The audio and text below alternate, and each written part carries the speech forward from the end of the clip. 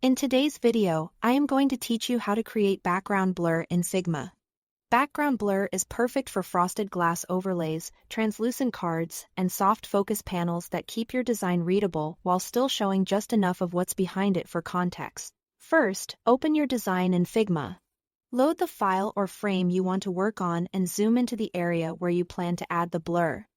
It helps to have the layers you want to blur already on the canvas, so you can see the effect update in real time as you adjust it.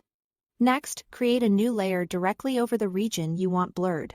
Draw a rectangle or any shape that matches the space, maybe a top bar, a side panel, or a floating card.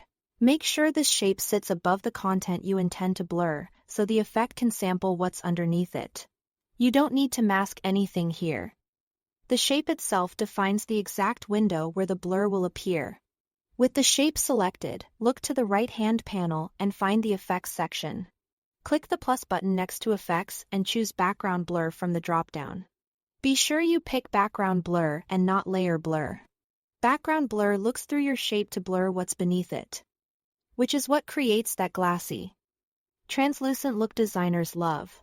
Now, adjust the intensity. Click the sun icon next to background blur to open the settings. Then drag the slider to set how strong the blur should be. Higher values produce a softer, more diffused backdrop, while lower values keep a hint of detail. Aim for a balance where the underlying content is recognizable enough to provide context, but soft enough not to compete with your foreground elements. Finally, lower the fill opacity so the blur is visible. Set the shape's fill color to white, or a very light neutral, and reduce its opacity to somewhere between 1 and 20%.